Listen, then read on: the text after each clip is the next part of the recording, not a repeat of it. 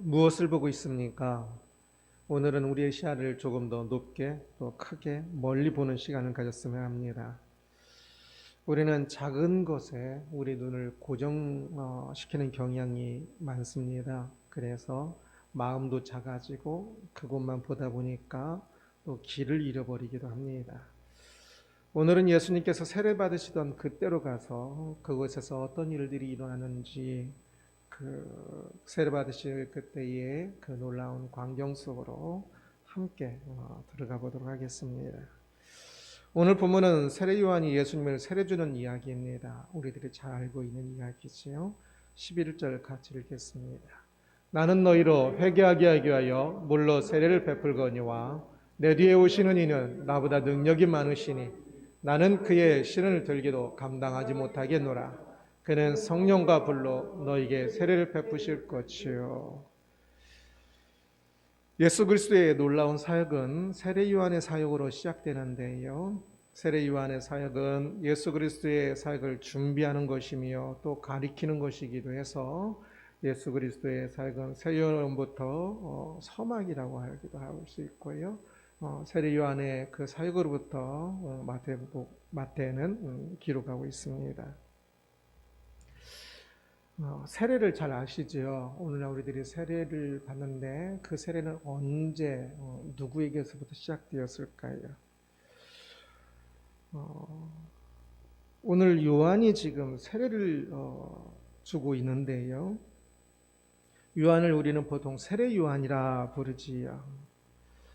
사도 요한, 이름은 이제 다 요한입니다. 요한이라는 이름을 가지고 있는데 이제 후대 사람들이 부를 때 세례 요한이다, 사도 요한이다 하는 겁니다. 그래서 왜 세례 요한이라고 하고 누군 사도 요한이라 할까? 두 사람을 구분하기 위해서 그렇게 부르는 것이기도 하는데요. 또한 사도 요한이 하리라 할 때 사도라는 그 단어가 요한을 잘 또 설명하듯이 세례 요한이라고 할 때도 이 세례가 이 요한을 잘 설명하는 것이기 때문이기도 합니다. 요한이 세례를 베풀거니와라고 말할 때 이 단어는 담그다라는 의미입니다. 그래서 호메르의 그 작품에 딱 한 번 나옵니다. 그래서 이 단어는 대장장이가 달군 그 뜨겁게 달군 그 도끼를 차가운 물에 담그는 거, 이렇게 담그다라고 할 때 똑같은 헬라어를 씁니다.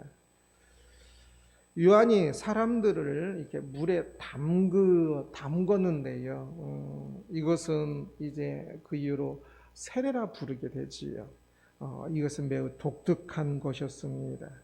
그가 처음 행한 것입니다. 이전에도 정결 의식으로서 이 물로 담그는 것들은 있었습니다. 물에 잠기는 것들은 있었습니다.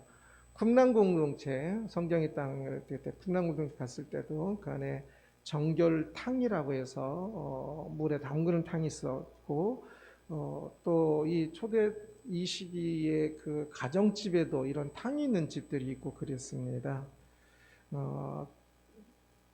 또 첫 개종자도 아마 물에 담그는 물에 들어가는 것을 통해 새로 태어나는 행위를 했을 가능성들도 꽤 많습니다. 그런데 세례 요한의 이것이 세례라는 이름으로 이름이 되고 특별한 것은 이전의 모든 정결 의식들은 물에 담글 때 자기가 직접 들어갔다면 이 세례 요한 같은 경우는 다른 사람을 물에 세례 요한이 담그게 이렇게 머리를 이렇게 누른 겁니다. 그리고 또 기존 유대인들도 이 개종자들만 아니라 기존 유대인들도 계속 전체 그렇게 한 것이고요.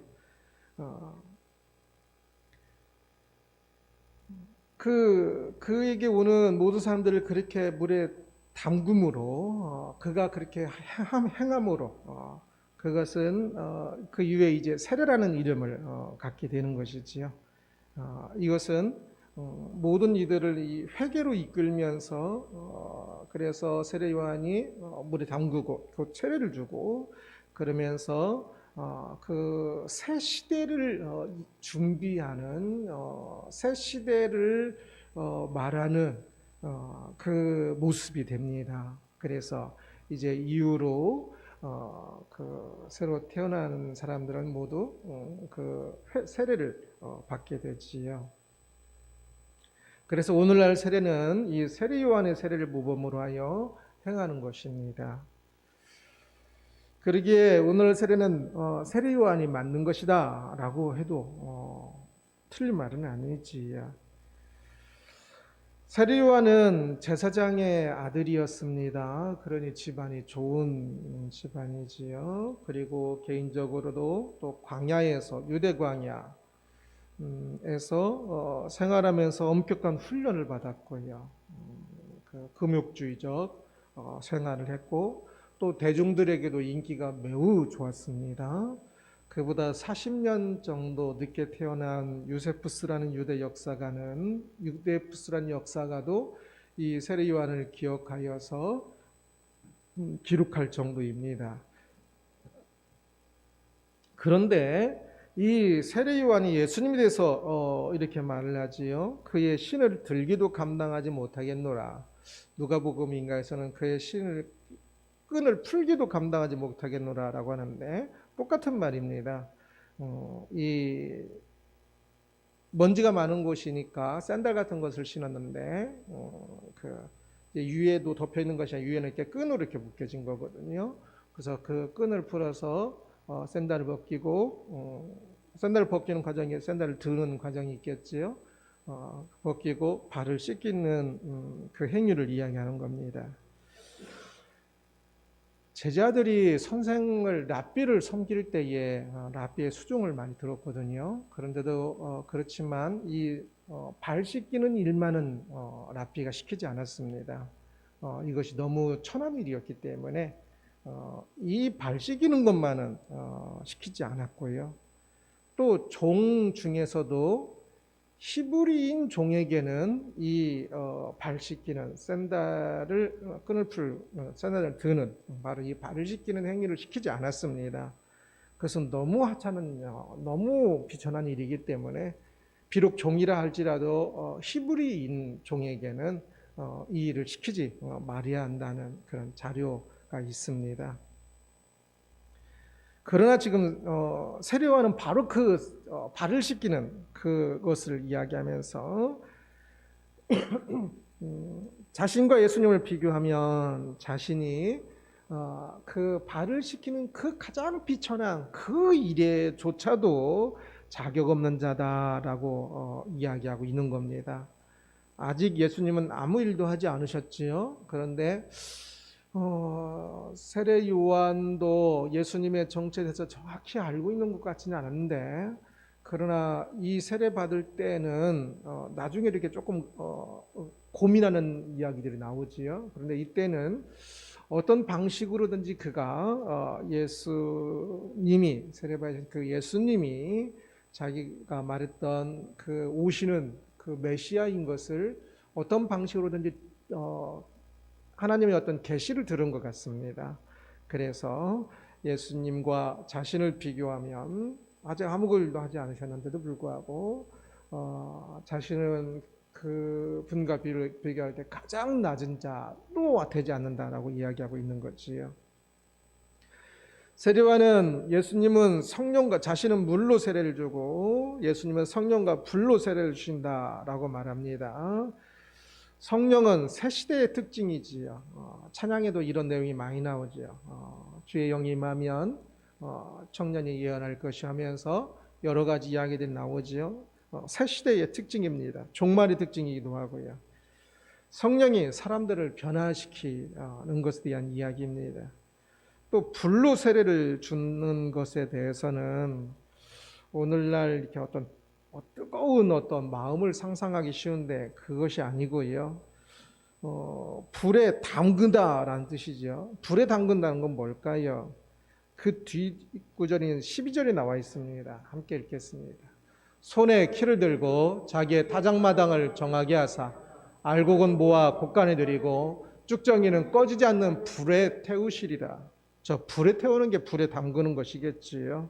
그래서 이 불은 쭉정이를 태우는 심판을 의미합니다. 메시아는 항상 이 권능의 힘으로 성령을 통하여 근본적으로 변화시키고 그래서 구원하시는 분이며 또한 불의의 사람들을 심판하시는 분으로 불로 심판하시는 분으로 수없이 많은 자료들이 계속적으로 이야기를 하거든요. 그 메시아는 불로 심판하시는 분이기도 합니다. 그래서 성령의 사역으로 구원하시고 성령의 담그는 성령의 사역으로 구원하시고 불에 담그는 불로 심판하실 것이라는 것을 의미하는 겁니다. 세례 요한은 유대 사회에 아주 큰 바람을 일으켰지요.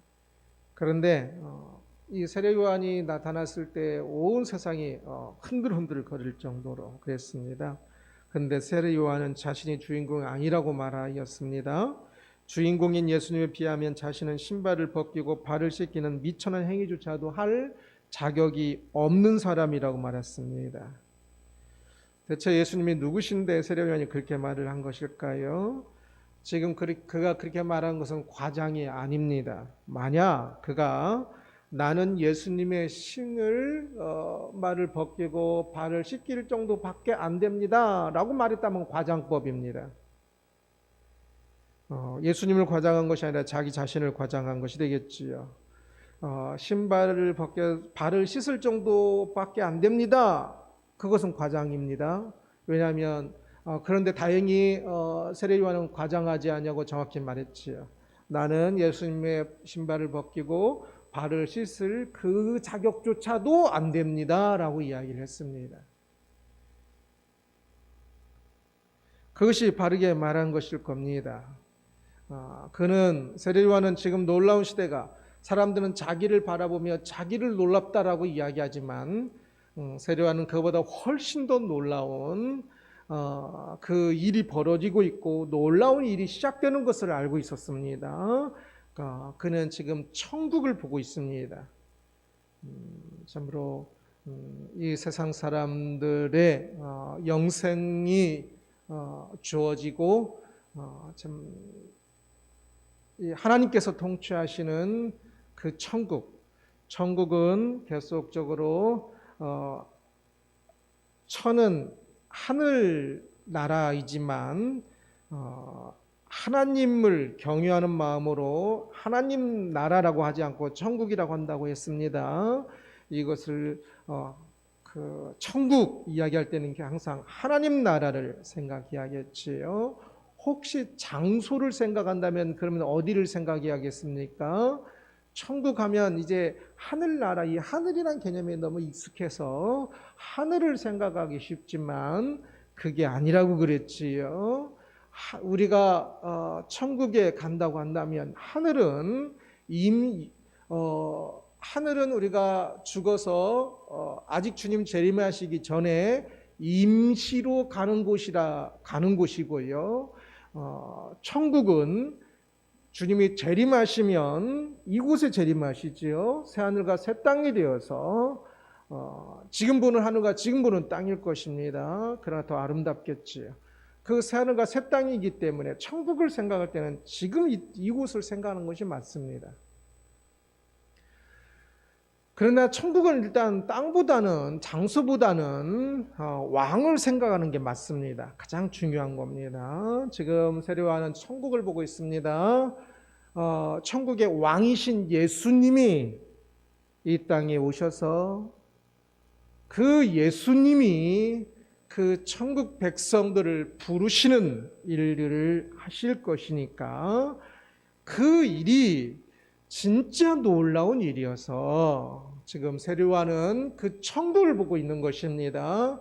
우리도 이 천국을 보아야 합니다. 드디어 주인공이 나타나시는데요. 천국의 주인이시여 천국을 전하실 예수님이 세례 요한에게 나타나셨습니다. 13절 14절 함께 읽겠습니다. 이때에 예수께서 갈릴리로부터 요단강에 이르러 요한에게 세례를 받으려 하시니 요한이 말려 이르되 내가 당신에게서 세례를 받아야 할 터인데 당신이 내게로 오시나이까. 세례 요한은 깜짝 놀라지요. 세례 요한이 주는 세례는 회개 세례입니다. 새 시대로부터 천국 백성이 되는 표시이지요. 이제 새 시대가 도래하였으니 과거의 것을 근본적으로, 급진적으로, 근본적으로 바꾸고 돌아서는 것이 회개입니다. 그런데 천국의 왕이신 예수님이 백성이 하는 일을 받으시려, 그 백성이 되는 것은 회개해야 한다고 했지요. 그 백성들이 회개하는 그 백성들의 일을 왕으로 오신 분이 세례를 받음으로, 회개 세례를 받음으로 그렇게 하시려고 하니 세례 요한이 놀랄 수밖에 없는 것입니다. 15절 함께 읽겠습니다. 예수께서 대답하여 이르시되 이제 허락하라. 우리가 이와 같이 하여 모든 의를 이루는 것이 합당하지나 하시니 이에 요한이 허락하는지라. 이와 같이 하여 모든 의를 이루는 것이 합당하니라 라고 말씀합니다. 마태복음을 큐티를 지금 계속 잘 따라하고 계신 분은 이걸 읽으면 무엇을 의미하는지 알 겁니다. 모든 의를 이루는 것이 합당하니라. 의를 이루는 것. 계속적으로 예수님의 앞에 그 태어나심부터 태어나실 때 모든 그 지금 2장까지 계속적으로 의를 이루신다. 어떤 구약 성경의 말씀 한 구절을 이야기하면서 이루신다는 말이 계속 반복되고 있습니다. 그 이루심입니다. 같은 단어이지요. 예수님은 출애굽부터 예수님이 한 살 정도 되실 그때에 3개월, 최소한 3개월, 아니면 길게 2년 정도까지, 한 살 정도가 적당하시기도 하고, 그때에 애굽으로 들어가시지요. 헤롯이 전부 애기들을 죽이려고 나중에 죽이죠. 그 애굽으로 들어갔다가 1년이 채 안 돼서 다시 나사렛에서 또 이사를 하시는데, 그러한 과정들을 계속적으로 예수님이 애굽에 들어가신 것은, 에다가 나오신 것은 출애굽 사건으로 이야기를 하고요. 성경 구절들을 어떤 것은 예수님의 메시아 사상인 것을 그대로 하기도 하고, 또는 메시아 사상을 예수님에 대해서 직접적으로 말하는 것이 아닌 이스라엘의 역사에 어떠한 구절들을 갖다가 예수님께서 이루셨다라고 표현을 써요.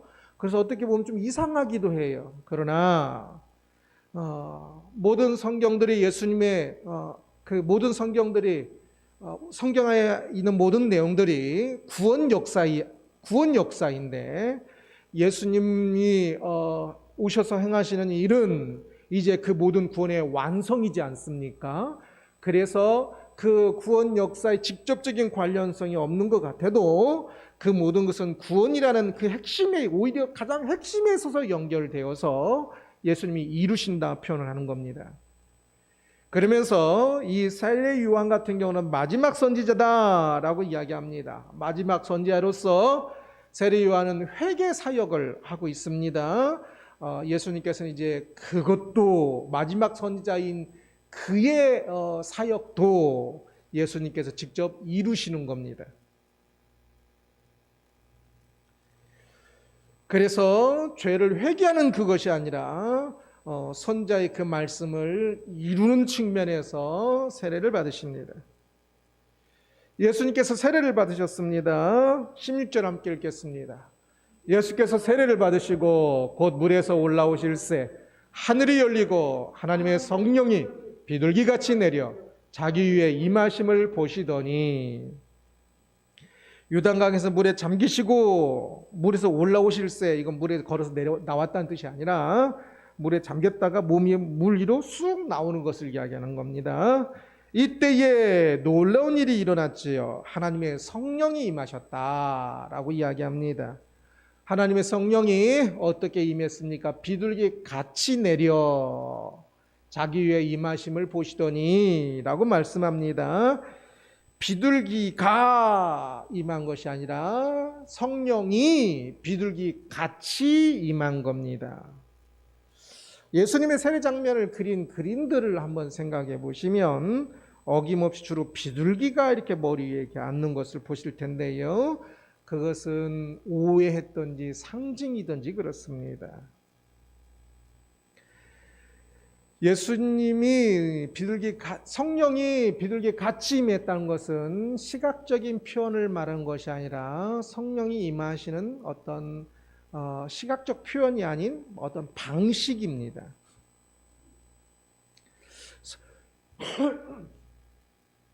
성령이 임하실 때에 성령은 보이는 방식으로 임하지 않지요.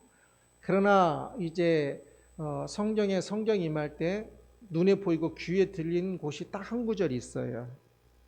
점에 사람들이 모를 때에 어떤 새 시대의 알림 같은 측면으로 그렇게 성령이 임함이 사람들의 귀와 눈에 보이는 건데, 사도행전 2장 2절 3절이지요. 강한 바람 같은 소리와 불의 혀 같은 모습이었다라고 이야기를 하지요. 그 외에는 성령이 임하는 어떤 눈에 보이는 현상이 없어요. 그럼 여기서 지금 비둘기에 같이 임했다라는 것을 그림으로 그린다면 어떻게 그려야 할까요? 묘사되고 있지 않기 때문에 잘 상상이 안 가요. 그래서 그냥 비둘기 같이라고 했으니까 비둘기를 그리는 경우가 많은데요. 그러나 이 비둘기 같이는 비둘기를 말하려고 하는 게 아니에요. 비둘기 그림을 보세요. 이상하잖아요. 벌써 우리가 보기에도 성령을 왜 비둘기 같이로 이야기했을까? 그것은 창세기 1장 2절을 말하기 위해서 비둘기 같이라고 표현을 쓴 겁니다. 하나님의 영은 수면 위에 운행하시니라 라고 할 때 이 운행하다가 새가 날개를 퍼덕이며 있다라는 그 의미입니다. 그래서 어떤 곳에 있을 때 그 위에 앉는 것이 아니라 그 위에 퍼덕이면서 이렇게 있는 상태를 수면 위에 운행하시니라. 그래서 새가 퍼덕이고 있는 것도 똑같은 단어를 씁니다. 이 운행하시니라와. 그래서 이 창세기 1장 2절의 이 단어는 또한 이 독자들에게 굉장히 익숙한 모습이고, 그래서 이 당시에 자료인 쿰란 공동체에 있던 글이나 또는 탈무드를 보면 성령을 이 비둘기로 상징하는 경우가 많은데, 그것은 전부 성경에 비둘기로 표현되는 곳이 없지요. 탈무드는 신약 성경을 믿는 사람들이 아니지요. 그런데 비둘기 표현하는 경우들이 있는데, 왜냐하면 비둘기 그것보다는 창세기 1장 2절 때문에 그렇게 상징을 하는 겁니다.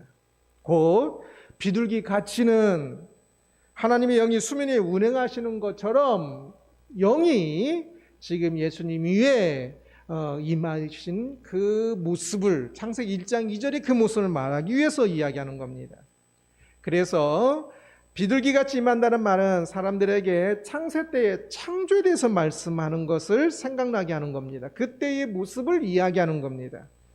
그래서 이것은 예수님이 세례받으셔서 공식적으로 일을 시작하시는 것인데, 그 일이 지금 세례받으심으로 또한 성령이 임하심으로 공식적인 시작이에요. 이 시작이, 그 일이 어떤 시작이냐면 수면 위에 성령이 임하심으로 창조가 시작되는 것처럼 제2창조의 시작을 드러내는 의식과도 같은, 그 선포와도 같은 역할을 하는 겁니다.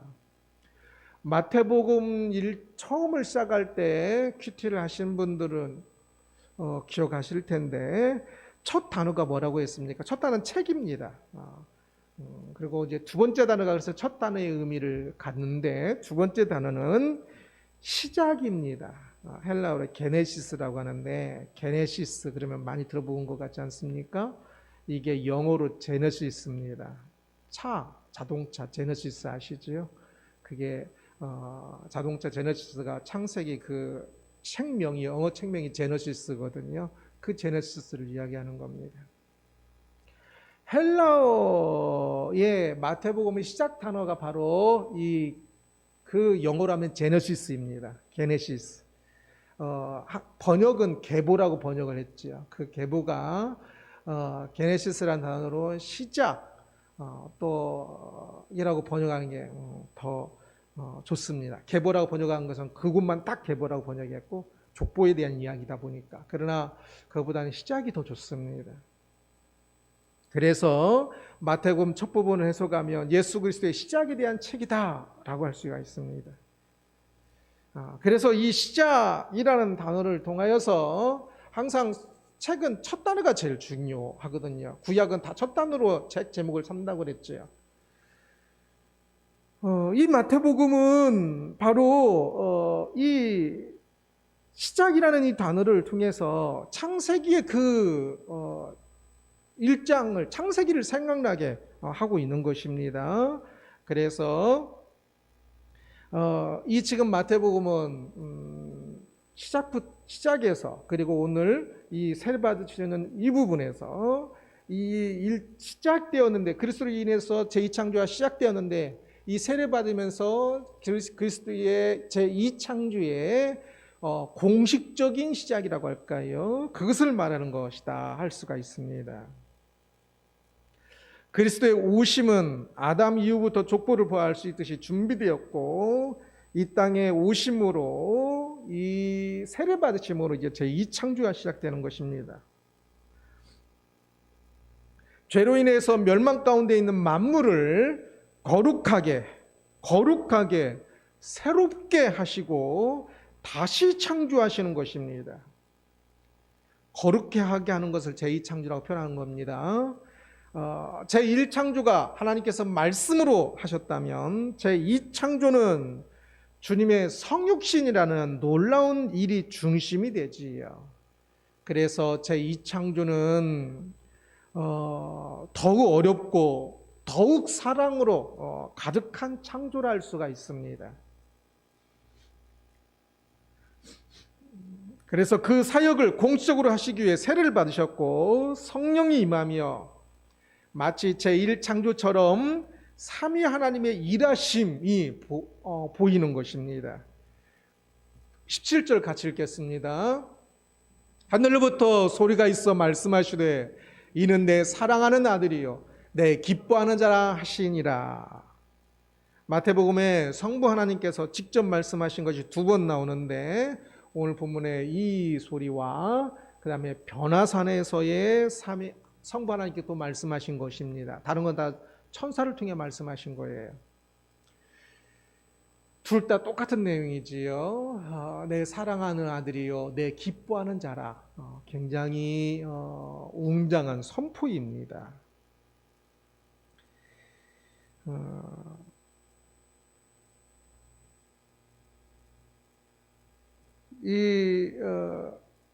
내 사랑하는 아들이요 이 표현은 이제 우리는 익숙하지 않지만 이 당시에 메시아 사상에 익숙한 사람들은 익숙한 단어들인데요. 내 사랑하는 아들이요 이것은 예수님의 존귀함을 표현하는 말로 메시아적 왕되심을 선포하는 것입니다. 그리고 내 기뻐하는 자라라는 것은 예수님의 낮아짐을 말하는 것으로 예수님께서 백성들 위해 고난받으시고 이사야에 나오는 말씀이거든요. 고난받으시고 그 고난을 통해 구원하시는 그 길을 가셔서 하나님께서 기뻐하시는 자라.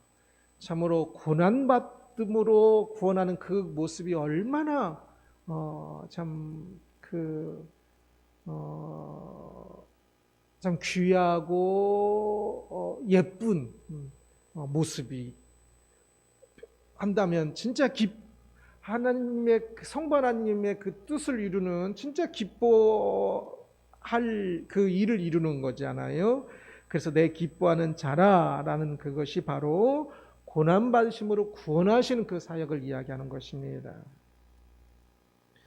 예수님이 세례받으시던 현장을 살펴보았습니다. 오늘날 교회 임직식하는 것 같기도 하고 또 왕의 출정식 같은 모습이기도 합니다.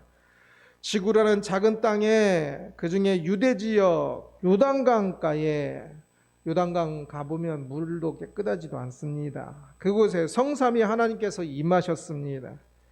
예수님의 모습이 비록 낮은 모습이지만 세상을 향한 제2창조의 시작의 엄숙한 현장이지요.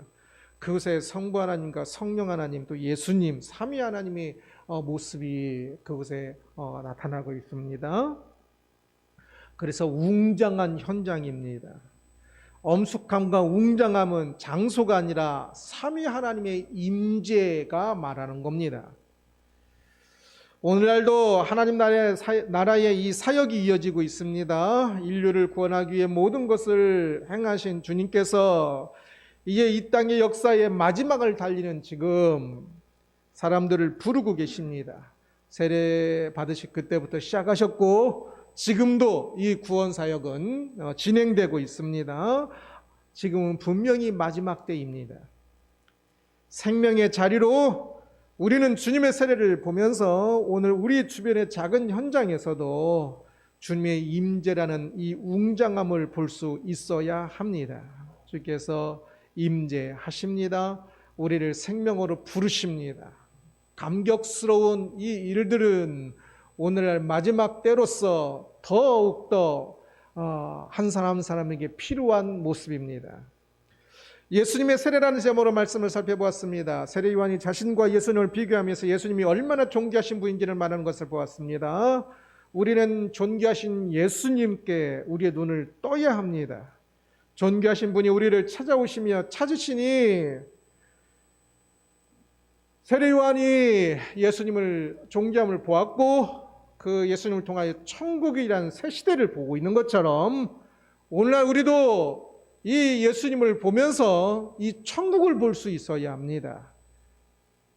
이 땅에 세상 나라가 아니라 참으로 영원한 그 천국이요, 영원한 생명의 영원한 복의 나라인 이 천국을 볼 수 있어야 하는 것이지요. 예수님의 세례 받으심은 참으로 대단한 사건입니다. 오늘 말씀을 읽고 들으면서 그런 대단함이 보이는지요? 우리는 여전히 그러한 것을 많이 잘 모릅니다. 그러나 눈을 부릅떠야 합니다. 주님의 세례인 성령의 내주와 역사를 갈망하면서 깨닫도록 참으로 참 눈을 부릅뜨고 그 길을 가야 합니다. 저는 말씀을 보면 볼수록 느끼는 것이 그동안 제가 얼마나 많이 무식했는가, 무지했는가를 느낍니다. 말씀을 조금 더 알면 참 진짜 감격합니다. 오늘 말씀에 감격해서 내일 또 어떻게 말씀을 읽고 묵상할 수가 있을까? 그것이 항상 주로 걱정입니다. 오늘 너무 크게 감격해서 참 말씀을 좀 더 알면 알수록 그 안에서의 하나님의 임재와 하나님의 나라와 천국을 봅니다. 그러면서 날마다 새롭게 깨닫습니다. 기쁩니다. 우리에게는 가야 할 길이 많습니다. 바로 성령의 내주를 통해서 그 길을 우리가 더 알 수 있도록 우리의 삶 속에서도 기도 속에서 말씀 속에서 알 수 있도록 우리는 더욱더 성령의 충만함을 강구해야 하고 갈망해야 할 것입니다. 이 사건에 지금 세례 받으신 이 사건의 위대함을 알도록 그냥 읽으면 그냥 들으면 또 그 이야기인가 보다라고 할 수 있겠지만 그러나 우리의 눈이 우리의 마음이 열려 그것을 조금 더 이 말씀하시는 그 현장을 느낀다면 이것이 얼마나 위대한 사건이었는지를 감격하며 깨달을 것입니다. 이 사건은 지금도 진행 중입니다. 그래서 나의 삶 속에 예수님께서 임재하셔서 나를 천국으로 부르시는 생명으로 부르시는 것을 또한 경험하면 더욱더 감격하겠지요. 예수님의 세례로 시작된 제2창조가 오늘날 우리를 또한 찾고 있습니다. 이것은 예수님이 태초에 천지를 창조하신 그것만큼 아니 어떤 면에서는 더 사랑이 담겨있고 더 웅장한 우리를 생명으로 부름의 일이기도 합니다. 삼위 하나님의 역사가 오늘 우리 가운데 충만하기를 응원합니다. 참으로 이 믿음으로 이 믿음을 알며 이 믿음으로 우리의 삶이 참으로 세상 나라에 찌든 삶이 아니라 천국을 바라보며 천국의 기쁨이 가득한 우리들이 되기를 주님의 이름으로 축원합니다.